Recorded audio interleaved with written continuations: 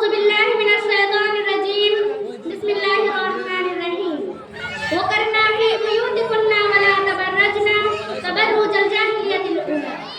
سامعین کرام، آج کے اس عظیم الشان جلسہ میں جس موضوع پر نقاشی کرنا چاہتی ہوں وہ ہے تو نے اپنی عظمت کو فراموش کر دیا. قرآن کی تلاوت سے آغاز ہوا محفل کا، قرآن کی تلاوت سے آغاز ہوا محفل کا، اس نور سے پا جائے ہم راستہ منزل کا.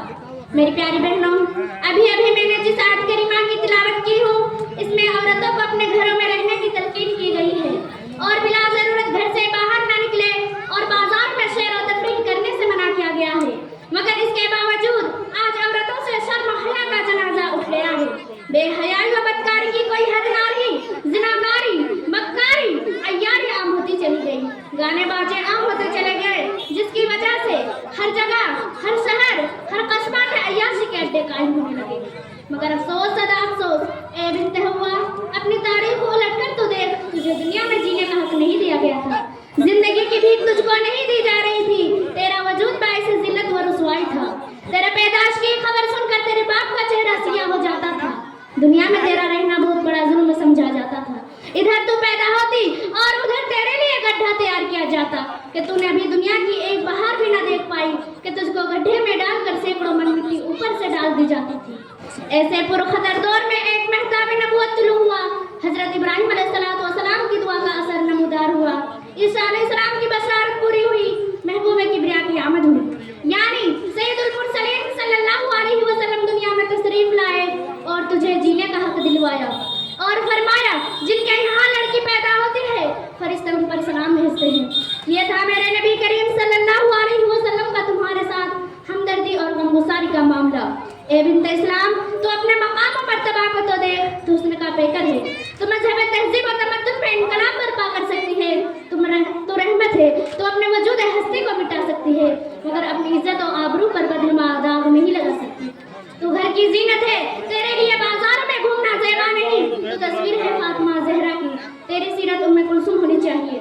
یہی وجہ ہے جب تو نے اسلامی تہذیب و تمدن کو اختیار کیا، اپنی عصمت و عفت کی حفاظت کی، تو نے یورپ کی تہذیب و تمدن کو چھوڑ دیا، تو صوم صلاۃ کی پابندی ہو گئی تھی، تیرے اعمال و افعال اچھے ہو گئے تھے، تیرے اخلاق و کردار عمدہ ہو گئے تھے.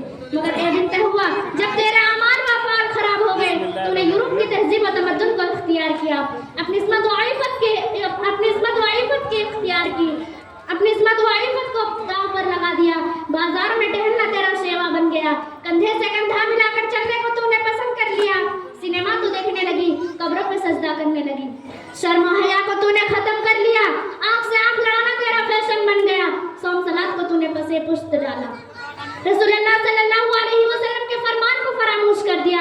تو افسوس اے بنت ہوا، تیری گود میں فرعون اعمال والے صفت کے انسان پیدا ہوئے، دین کے دشمن پیدا ہوئے، چوری ڈکیت، بے نمازی اور قبروں کے پجاری پیدا ہوئے. اے بنت ہوا، تو سوچ تو صحیح، اگر تو نے اپنے اعمال و افعال کو درست نہ کیا تو قیامت کے دن اپنے رب کو کیا منہ دکھائے گی.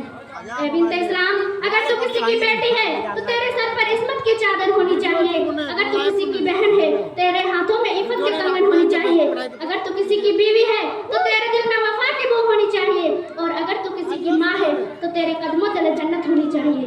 کیونکہ جس وقت تیرا وجود باعث ذلت و رسوائی تھا، دنیا میں تیرا کوئی مقام و مرتبہ نہ تھا، تجھے زندہ درگور کر دیا جاتا تھا، مگر تجھے اسلام نے عفت و بلندی سے ہمکنار کیا، رحمت و تقدس میں سرفراز کیا.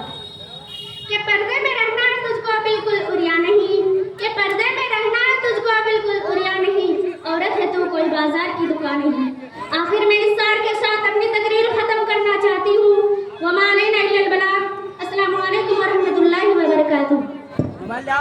وعلیکم السلام ورحمۃ اللہ وبرکاتہ. بہت ماشاءاللہ، بہت خوب. یہ تھی شائستہ مختار جو بڑے ہی بہت بہترین انداز میں تقریر کر رہی تھی. تو ان کی